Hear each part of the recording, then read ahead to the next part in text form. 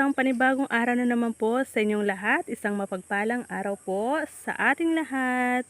Hito na naman po si Tres Marias nagbabantay dito sa aming palayan.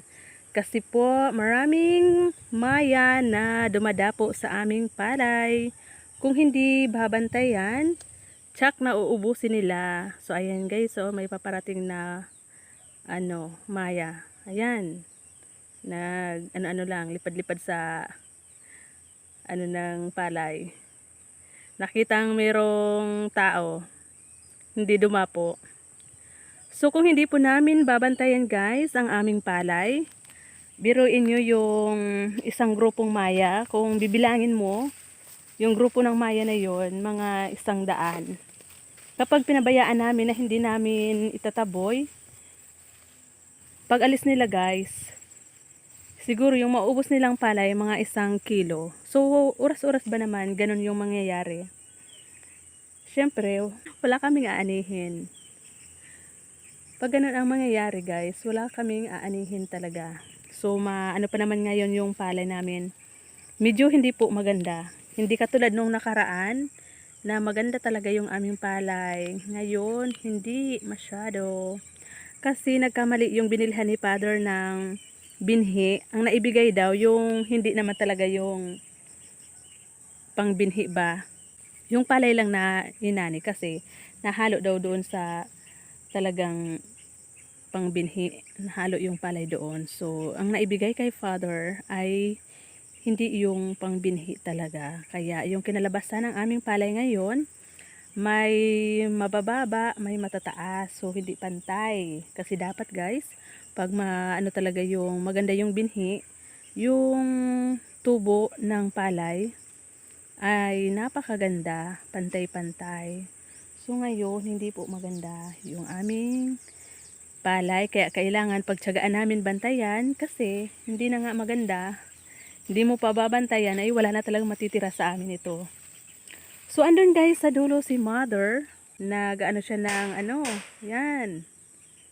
Pinapalo niya guys yung lata para yung mga ibon lumipad, umalis sa kanilang kinadadapuan dito sa palay.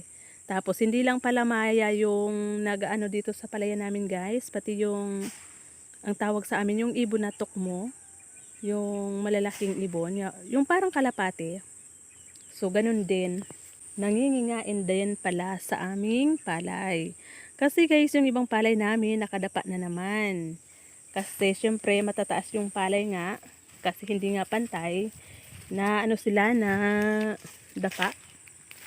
Konting hangin-hangin lang, yan, nakadapa na yung ibang palay.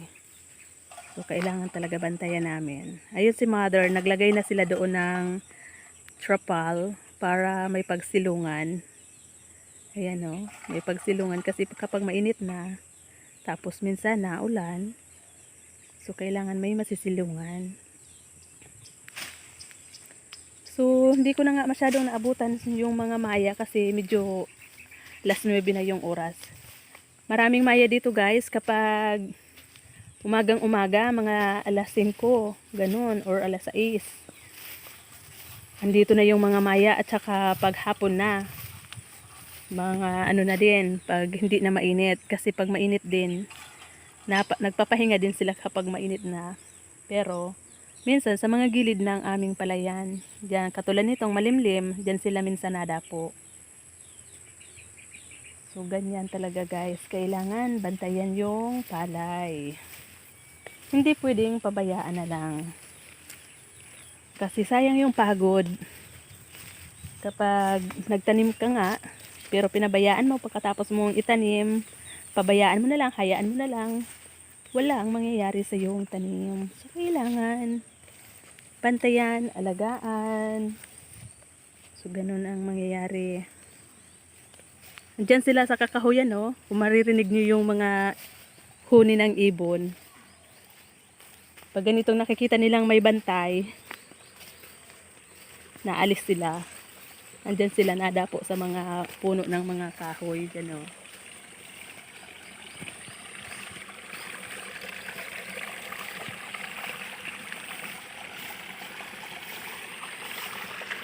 Kaya dito guys sa dulo, minsan dito ako nagbabantay, si mother doon, at saka doon pa sa dulo, meron pa doon, naghihila.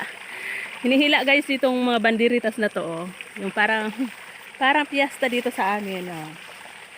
Piyesta ng mga ibon, piyesta ng mga Maya. So ayan, so dito pala guys sa dulo, medyo maganda-ganda rin naman yung palay, oh. Malapit na tong anihin, mga ilang linggo na lang. Medyo madilaw na yung kulay ng palay namin guys kasi pahinog na. Pahinog na yung mga palay. So, mga ilang linggo na lang yung aming hihintayin. Anihan na ng palay. So, ganyan po. Pero doon sa dulo guys, si Father nagtatanim pa rin ng palay kasi yung nahuli. Kasi nga, masyado kaming nauna. May mga palay kaming nauna. May palay na itatanim pa lang. So, masyado kasi si Father nagmadali. Porkit kasi meron siyang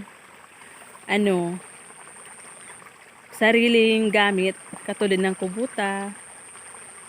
Inagahan masyado yung paglalandmaster dito sa aming palayan. Mas nauna kami sa karamihan magtanim ng palay.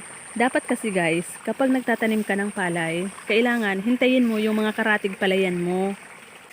Kapag nakita ng Maya guys, yung palayan mo mas nauna na merong bunga, kung saan sila unang dadapo na palayan, doon na talaga sila mananatili. Hindi na sila aalis, hindi na sila pupunta sa iba pang palayan.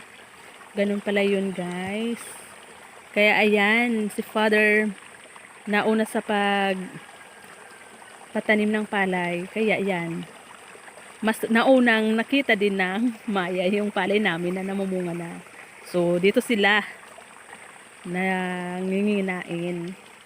Ayaw nang umalis, ayaw nang lumipat sa ibang mga palayan.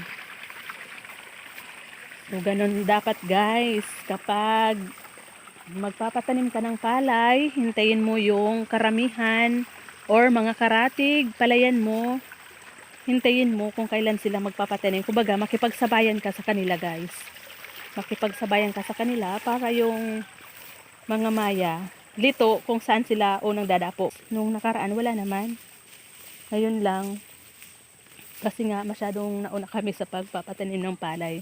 Yung iba kasi pa lang bagong tanim pa lang yung mga palay. Kasi dito sa amin kasi guys marami mga puno-puno kaya yung mga Maya marami silang mapapagdadapuan. So ayan guys, so kung makikita nyo nakadapa na yung aming palay. Kasi yan matataas kasi yung palay namin ngayon. Mabigat yung bunga, kaya ayan. So ayan guys, hindi naman yan dinaanan ng baha. Dinaanan lang ng konting hangin. So ganyan. Kaya yung ibang mga ibon dito na nangingiyain, dadapuan ito ng mga ibon, lalo na yung mga ibon na malalaki, yung parang kalapate. Tukmo yung tawag sa amin. Diyan sila Kaya halos pag umalis sila dyan, ubos din yan na nakadapa na yan.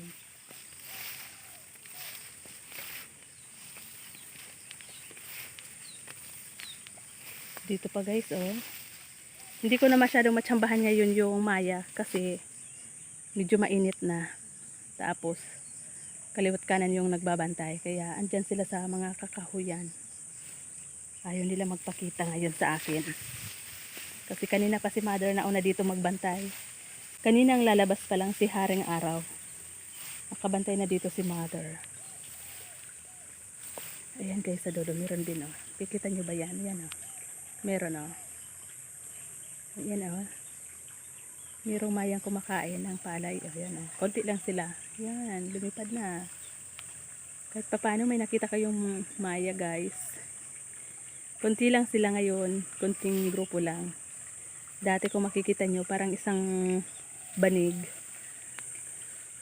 yung mga Maya.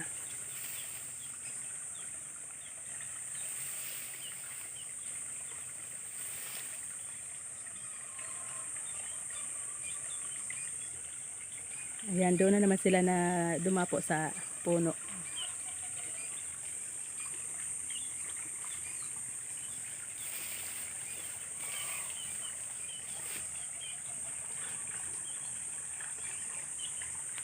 So ayan po, hanggang dito na muna tayo. Maraming salamat sa inyong patuloy na suporta sa aming YouTube channel, Tres Marias Farm. Sa lahat po ng aming mga kaibigan dyan, sa mga bagong kaibigan, thank you so much po.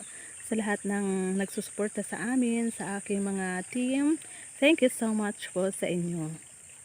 Again po, Tres Marias Farm. Bye. Mainit na.